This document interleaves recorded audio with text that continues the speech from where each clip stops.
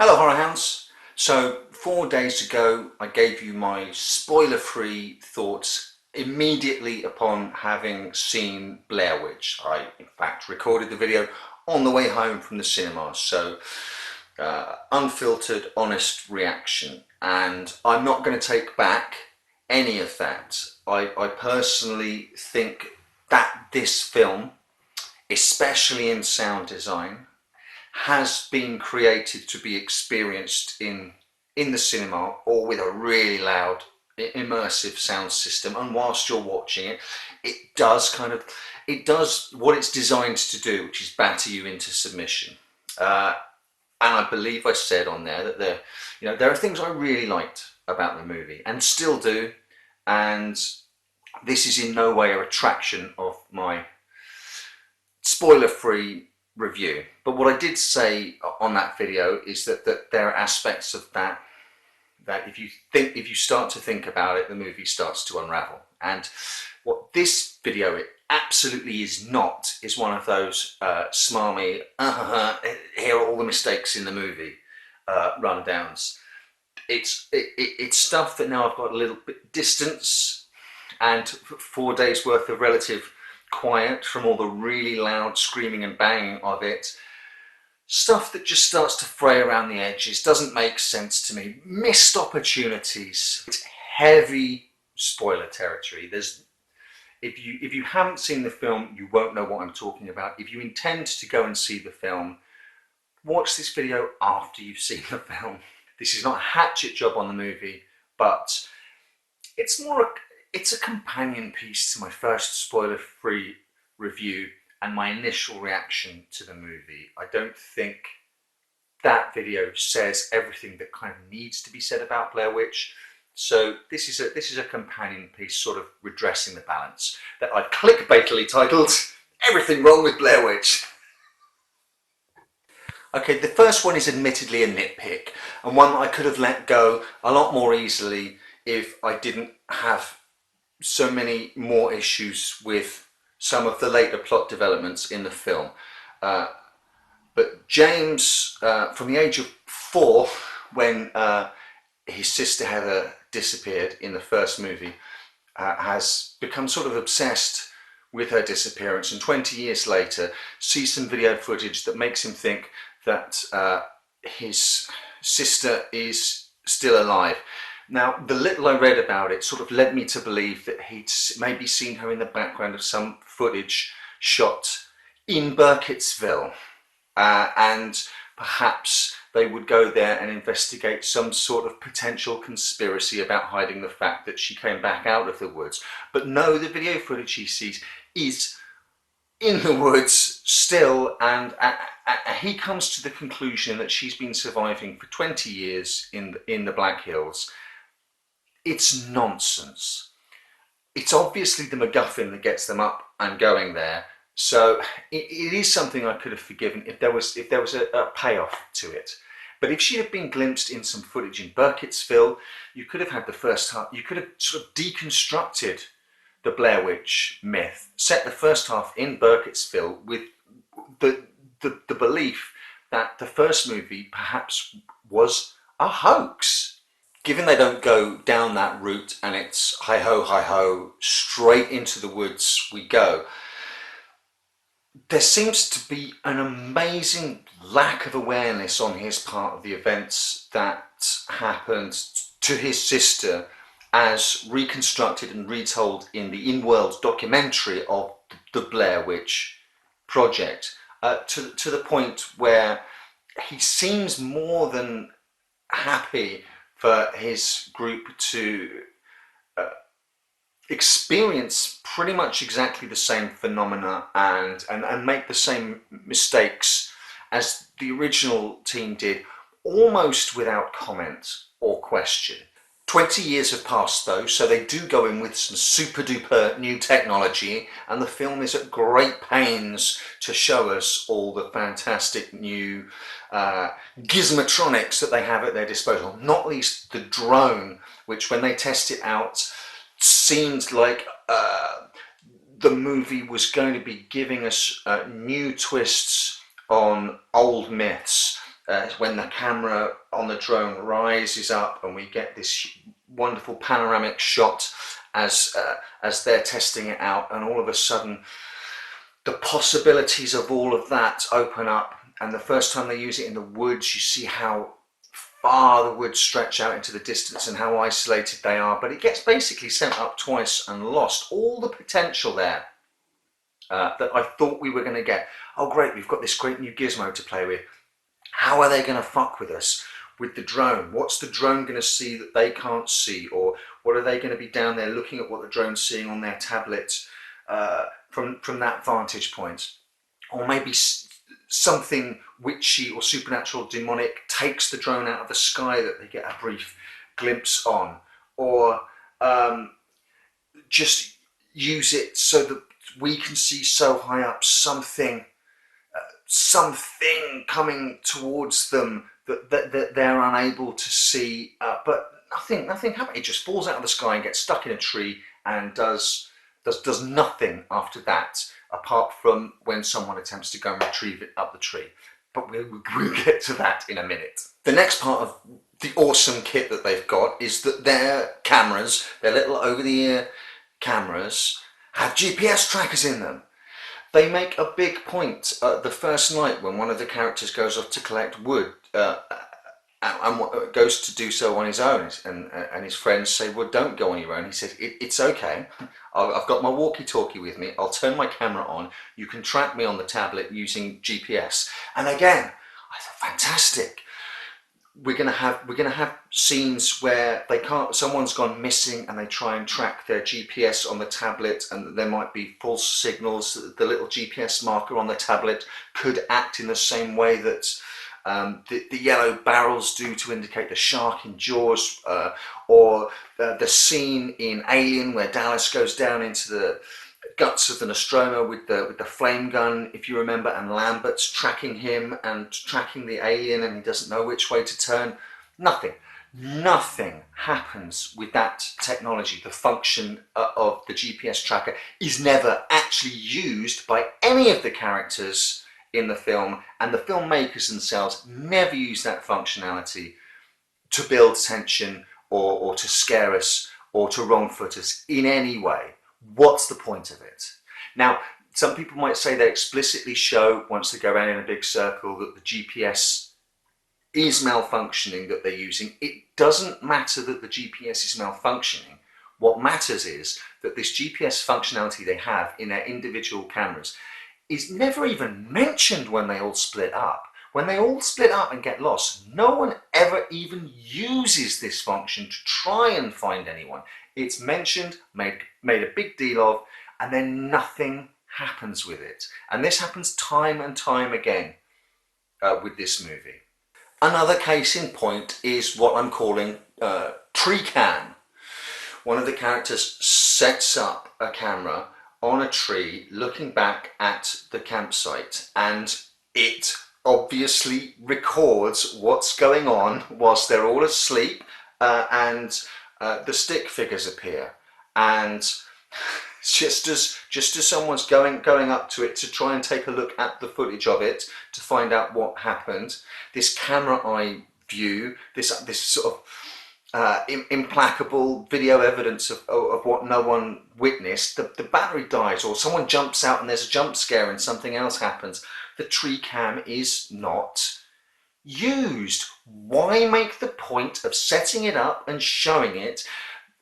There's one scene, I'll grant you, where one of the girls, she goes up to tree cam and she's got the tablet, so she's looking at what it sees. So we look up at tree cam, then we see the reverse angle of her checking it out, and we can see behind her, and we're waiting to be able to see something that she can't see. We're waiting for this camera setup to scare us, show us something that she doesn't. Oh, it's coming for you.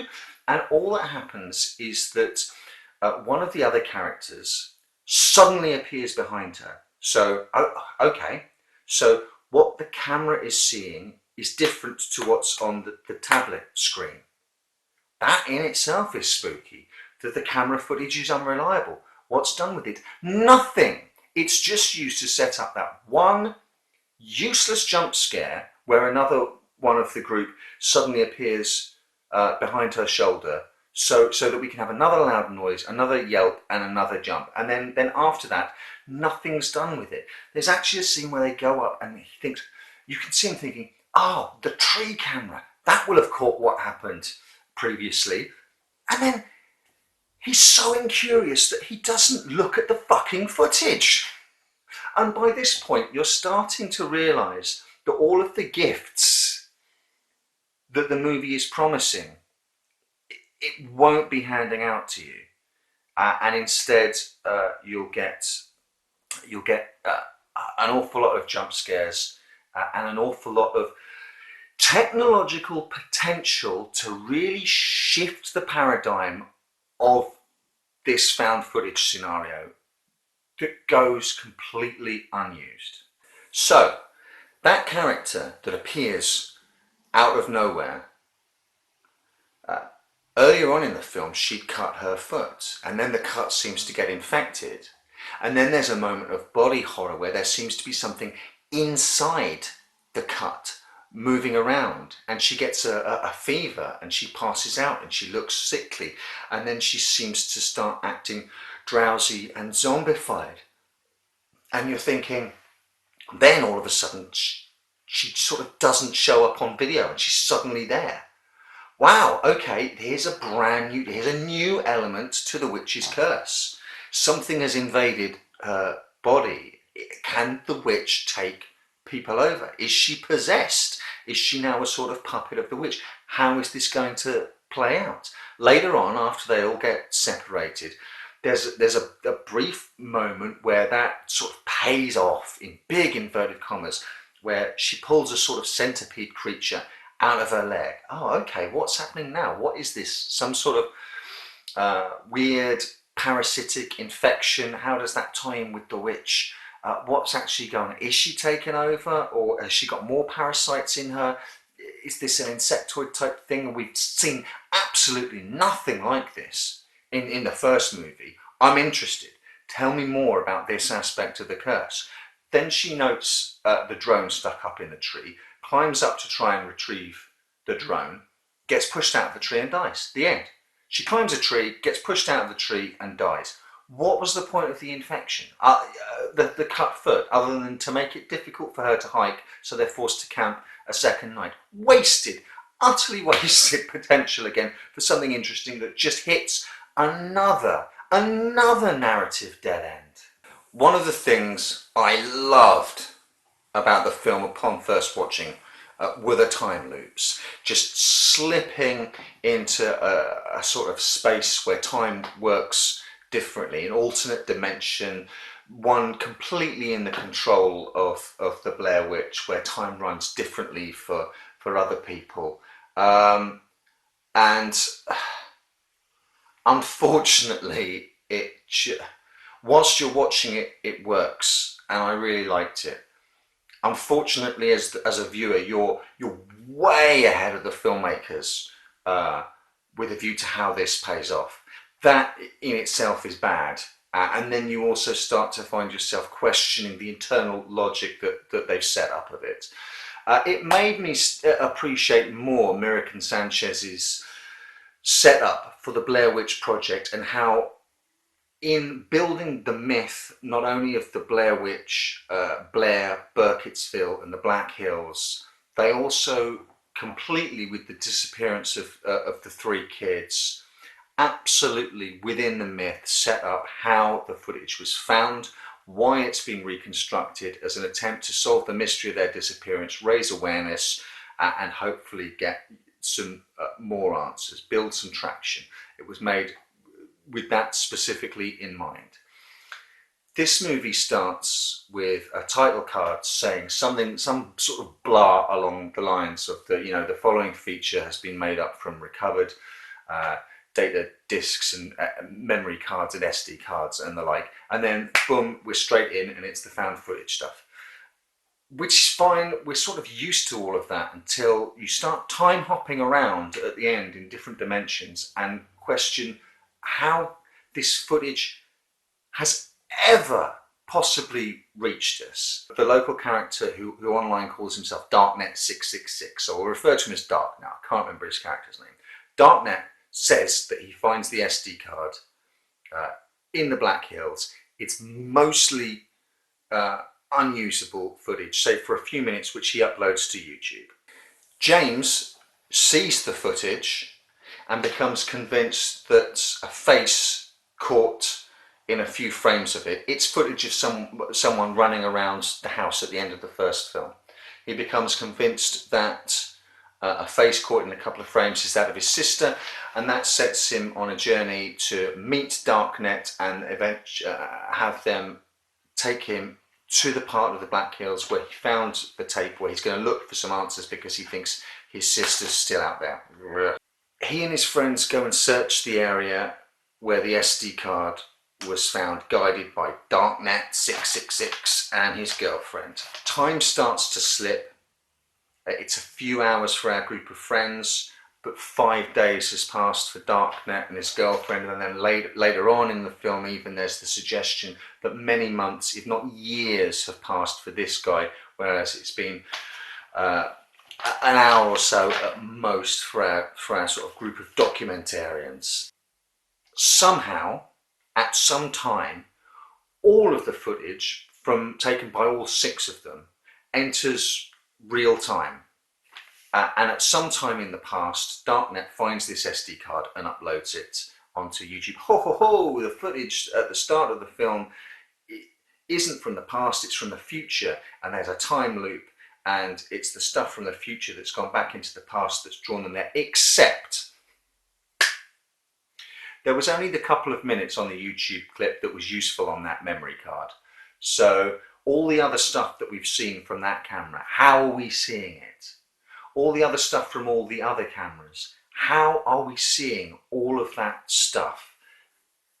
There's one possible explanation, which is that Darknet lied, in which case he's got all of the footage from the future, including footage of his own death, so why the hell would he go into the Black Woods?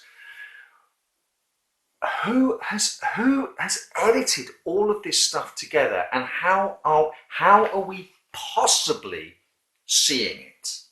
And more to the point, even if none of that bothers you whatsoever, someone is sitting in an editing suite or with editing software somewhere and manufacturing the half-dozen jump scares where someone bumps into someone else and the scare is done through a really loud noise and editing. Who is piecing together this? And when you finally realise that it all sort of sucks down in on itself and the time loop thing isn't really that clever at all, it just doesn't make any sense. There's no internal logic to it whatsoever. It makes you respect the effort that Merrick and Sanchez went to in the first movie. It really makes me impressed with the lengths that Eduardo Sanchez went to in his found footage movie Exists, about Bigfoot, where whilst you're watching it, if you're along for the ride, very good, that's fine. If you watch it over, or if you're at all wondering the first time you watch it, like I often do with these found footage movies, who's editing this together? How's all of this footage coming together? He, in that film, has traced where every fucking camera is and brings it all together to a point at the end of the movie where not only is the story finished, but you're not left with the niggling, how could this footage possibly have reached me in this form? It's all laid out and mapped out. But Blair Witch 2016 doesn't fucking care about any of that. The footage is lost in some sort of alternate time-free Blair Witch dimension, and you're just fucking watching it, alright? It's unfortunate, because those last 15 minutes in our house, I fucking love. And there's this stuff earlier on that I really quite like. I hate all the sound glitches and artifacts on the videotapes that make you jump, and I hate the fact that it's edited together with all those fucking jump scares. But the thing I'm really disappointed in is all of the ways that I've sort of laid out that I thought that they were going to mix it up and put genuine new ways to scare us in the familiar old environment, and set all of them up. How many did I list there? 4, 5 things special, new and different that they could have done, that they just let every single one of them fall to the wayside, and they fell back on stone cans and stick figures. Now they do a nice thing with one of the stick figures. I liked that. I liked what went on in the house a lot, even though to the wider story and the sense of how the footage is reaching us, that doesn't make sense at all. I really liked the glimpses of the witch. I know some people are against that. I thought that was fucking smashing. And there's part of me that can't wait for the movie to come out on home release. Not that I'm necessarily going to buy it, but people are going to get screen grabs of what the witch looks like, and I'm keen to study it. But on the whole, this could have been mind blowing, and it was a lazy retread.